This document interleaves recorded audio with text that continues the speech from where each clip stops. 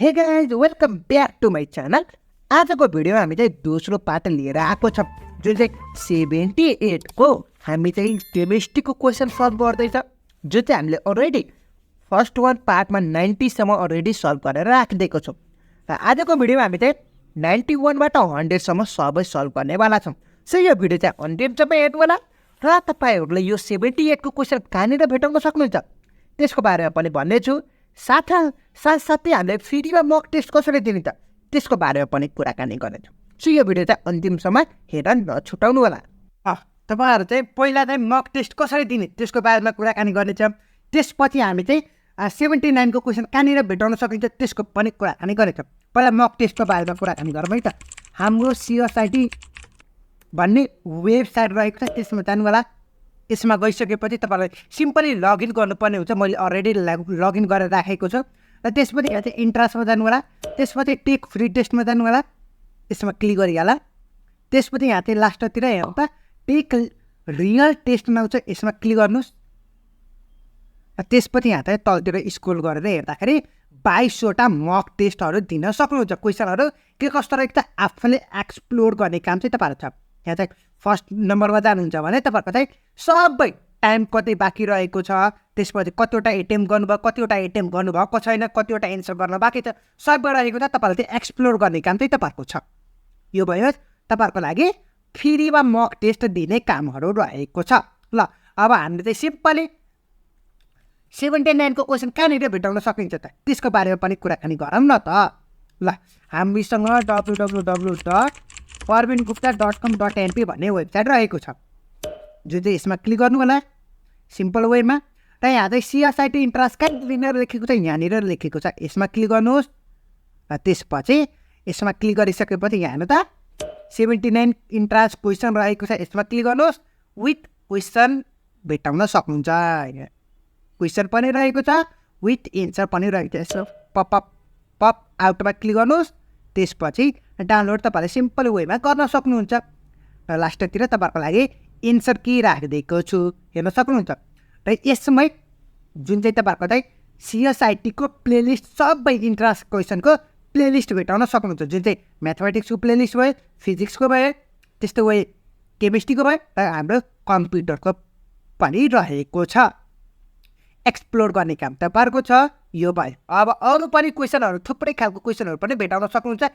Past year क्वेसनदेखि लिएर मक टेस्टहरूदेखि लिएर थुप्रै खालको क्वेसनहरू भेटाउन सक्नुहुन्छ, जुन चाहिँ नेक्स्ट गरेपछि तपाईँहरूले चाहिँ हेर्न सक्नुहुन्छ है त। यहाँ त तपाईँहरूलाई एक्सप्लोर गर्ने काम चाहिँ तपाईँहरूको रहेको छ। ल मक टेस्टको लागि भन्नुपर्दा इन्ट्रान्स क्वेसन, पास्ट इयर क्वेसनदेखि लिएर सबै चाहिँ यो prohibited.com.np बाट गएर हेर्न सक्नुहुन्छ।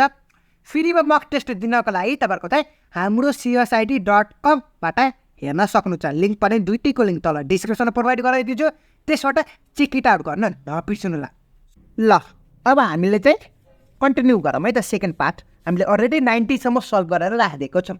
अब हामी चाहिँ 91 बाट 100 सम्म आजको भिडियोमा कुराकानी गर्नेछौँ। सो अब हामी चाहिँ 91 को कुराकानी गरौँ, जुन चाहिँ आजको फर्स्ट वान क्वेसन भनौँ न। Which law of thermodynamics is illustrated by the statement.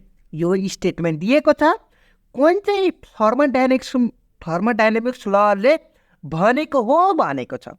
जस्तै कि the total amount of energy in the universe remain constant, कुन चाहिँ लले भनेको हो टिक लगा भनेको छ क्वेसनले।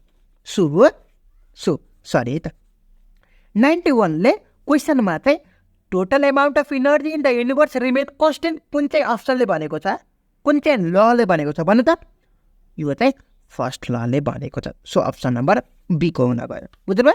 ल अब क्वेसन नम्बर 92 तर्फ लागौँ। यो अर्फोफेटिक इन्सेक्टिसाइड कुन चाहिँ इक्जाम्पल हो भनेको छ 92 को। यो इक्जाम्पल हाम्रो चाहिँ यो डाइटिडिरियम हो। यो के हो प्रनाउन्स चाहिँ मिलाएर बुझ्नु होला। यो हाम्रो चाहिँ सरी डी नम्बर होइन रहेछ। And example of organophosphate insecticide भनेको चाहिँ यो सी नम्बरको रहेको छ है त। म्यालाथोन MALATHION हो, यो चाहिँ राइट एन्सर रहेको छ है त। ल अब हामी चाहिँ क्वेसन नम्बर 93 तर्फ लागौँ। 93 मा चाहिँ which of the following is not true for aniline भनेको छ। अब हेर त तपाईँको क्वेसनमै एन्सर छ, give coupling reaction does not coupling reaction. यो दुइटामध्ये कुनै एउटा राइट एन्सर हुनसक्छ। हामीले चाहिँ आँखा चिम्मा गरेर बी र सीलाई इलिमिनेट गर्दा पनि हुन्छ। हेर्नु न, एनिलिन रियाक्सनमा कि त कप्लिङ रियाक्सन दिन्छ कि त दिँदैन, दुइटै चाहिँ एउटैमा हुन सक्दैन भनेको थियो। अब यसको लागि म तपाईँलाई थ्योरी नै देखाइदिन्छु, चिन्ता नगरौँ न, म हुँदा हुँदा तपाईँलाई चिन्ता गर्नु पर्दैन है त। ल 508 रहेको छ पेज नम्बर, ल एकैछिन रोक्नुहोस् त। ल हेर्नु त, हाम्रो चाहिँ के भनेको त कप्लिङ रियाक्सन। खोइ कता which of the following is not true for aniline भनेको छ होइन र। ल एनिलिनको लागि हेर्नु त, हाम्रो यो एनिलिनको च्याप्टर नै हो, म तपाईँलाई देखाइदिन्छु नि त। हेर्नु त, एमाइन एन्ड एनिलिन भन्ने च्याप्टर छ नि त। हाम्रो कप्लिङ रियाक्सनले कुन चाहिँले दिँदो रहेछ भन्नु त, एनिलिन रियाक्सन कुन चाहिँले दिँदो रहेछ, एनिलिन त दिन्छ नि त। तर क्वेसनले के भनेको छ, नट ट्रु भनेको छ, कुन चाहिँले दिँदैन भनेको त भन्दाखेरि अप्सन नम्बर हाम्रो चाहिँ डी हुन गयो। एनिलिनले कप्लिङ रियाक्सन त दिन्छ तर does not give coupling reaction भनेको छ। कुन चाहिँ ट्रु होइन भनेको चाहिँ क्वेसनमा नट ट्रु भनेको चाहिँ अप्सन नम्बर डी हुन गयो। बुझ्नुभयो? ल ethyl alcohol of 100% purity is called भनेको छ के त 100% प्योरिटी भएको इथाइल अल्कोहललाई के भन्ने भनेको छ, क्वेसनले सोधेको छ हामीलाई भनौँ न। ल म तपाईँलाई थ्योरी पनि देखाइदिन्छु। ल रोक्नुहोस् है त। ल हेर्नु त, इथाइल अल्कोहल छ होइन र क्वेसनमा, इथाइल अल्कोहल अफ 100% प्योरिटी भनेको छ। ल हेर्नु त, एब्सोल्युट अल्कोहल 100%, यो अल्कोहल त होइन, ओएच भनेको अल्कोहल ग्रुप होइन त। 96.56 इथाइलको प्लस 4.44% अफ वाटर भयो भने रेक्टिफाइड स्पिरिट भन्छ। 100% एल्कोहल भयो भने के भन्छ भन्दाखेरि एब्सोल्युट एल्कोहल भन्ने रहेछ। 100% भएपछि एब्सोल्युट एल्कोहल भन्ने रहेछ। कुन चाहिँमा रहेको छ भन्नु त, अप्सन नम्बर एमा, 94 को अप्सन नम्बर ए भयो। यो 96.6% भयो भने जुन चाहिँ एल्कोहल भयो भने रेक्टिफाइड स्पिरिट भन्ने रहेछ भनेर बुझ्नु होला।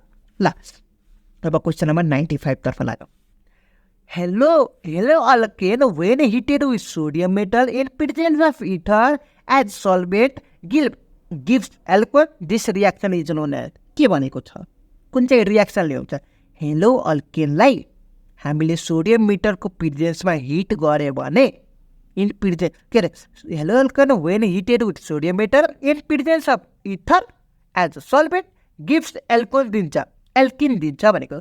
हेलो अल्केनलाई हामीले सोडियम मिटल सँगसँगै हिट गऱ्यो भने कुनको प्रेजेन्समा भन्दाखेरि इथरको प्रेजेन्समा, त्यो चाहिँ एल्किन दिन्छ। हाम्रो चाहिँ रियाक्टेन्टको लास्टको यताको एन्सर चाहिँ एल्किन हुन्छ। कुन चाहिँ रियाक्सनले दिन्छ भनेको छ 95 को हामी चाहिँ हेरौँ न त।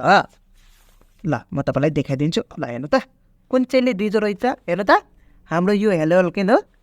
ल यहीँ हेर्नु न, कता गयो, हेलो अल्केनलाई सोडियम मेटल भनेपछि यो होइन त, इन प्रेजेन्स अफ इथर जुन चाहिँ ड्राई इथर भनेको हो as a solvent gives alkene त होइन र। कुन चाहिँ रियाक्सन रहेछ, वुड्स रियाक्सन। कुन चाहिँ भयो, अप्सन नम्बर बी को भयो। बुझ्नुभयो? आई थिङ्क तपाईँलाई त बुझ्नुभयो होला। सो 95 को बी हुन गयो। अब 96 तर्फ लाग्यो। Which is not true for ketone भनेको छ। यसमा पनि क्वेसनमै एन्सर छ। डु नट ट्रु भनेको है त, यहाँ क्वेसनमा नट ट्रु भनेको छ। बी केयरफुल है त guys. Do not reduce Tollens reagent भनेको छ। यो दुइटामध्ये कुनै एउटा राइट एन्सर हो। अब कुन चाहिँ यो हो त, त्यसको बारेमा कुराकानी गरौँ न त। हामी चाहिँ 96मा रहेको छ, कुराकानी गरिहालौँ। हामी चाहिँ 469मा हेर्छ। ल हेर्नु त, कुन चाहिँ दिन्छ अरे, हाम्रो चाहिँ कि त टोलेन्स रिएजेन्ट दिन्छ कि त दिँदैन, कि त दिन्छ।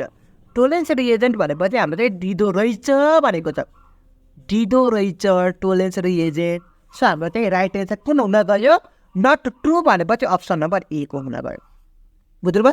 96 को चाहिँ हाम्रो चाहिँ कुन चाहिँ हुन गयो, नट ट्रु भनेपछि चाहिँ सी को भयो।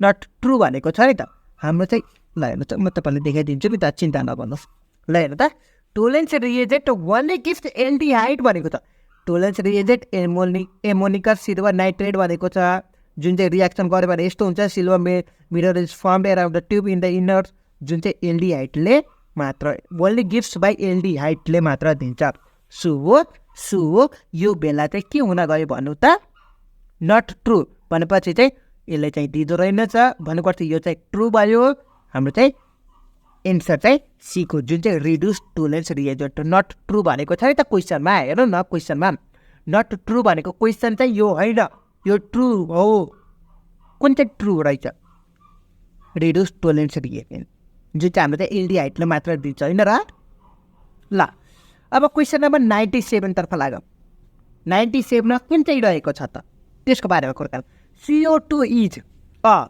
Lewis base Lewis acid bronze base bronze acid कुन चाहिँ रहेको छ भन्नु त 97 को चाहिँ एसिड रहेको छ लुइस एसिड है त अप्सन नम्बर डी को हुन गयो 97 को डी लुइस एसिड हुन्छ metal is for galvanising iron sheet is कुन चाहिँ भन्दाखेरि जिङ्क 98 को ए जुन चाहिँ जिङ्क मेटल के अरे मेटल चाहिँ ग्याल्भनाइजिङ आइरनको लागि कुन चाहिँ युज हुन्छ metal use for galvanising iron sheet is zinc बुझ्नु which of the following compound is called lunar caustic भनेको छ यसको लागि थ्योरी देखाइदिन्छ 99 को लागि लुनार कास्टिकको लागि कुन चाहिँ युज गरिन्छ भनेको छ अब यसको लागि हामीसँग थ्योरी छ ल रोक्नुहोस् है त एकैछिन ल 553 मा रहेको छ ल रोक्नुहोस् है त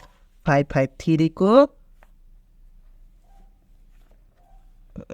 कता गयो भन्दाखेरि लुनार कास्टिकको AgNO3 लुनार कास्टिक भनेको AgNO3 होइन त हो नि कुन चाहिँ रहेछ भन्नु त AgNO3 अप्सन नम्बर बी को हुन गयो 99 को बी भयो फर्मुला सोधेको के अब कुन चाहिँ स्ट्रङ्गेस्ट एसिड हो भनेको छ आउट अफ दी COOH भनेको के रहेछ कार्बोक्सिलिक एसिड होइन त हो नि है अब आउट अफ दिज कुन चाहिँ स्ट्रङ्गेस्ट एसिड हो जुन चाहिँ अप्सन नम्बर सी को हुन जान्छ है त 100 को सी नम्बर भयो जुन चाहिँ CCl3COOH हुन्छ यो चाहिँ स्ट्रङ्गेस्ट एसिड है त CCl3COOH स्ट्रङ्गेस्ट एसिड हो ल यति नै रहेको छ अल टुगेदर हाम्रो चाहिँ कुनबाट र 78 को सोलुसन केमिस्ट्रीको यो भयो ल अब नेक्स्ट भिडियोमा म तपाईँहरूको लागि अर्को इयरको क्वेसनको बारेमा कुराकानी गर्नेछ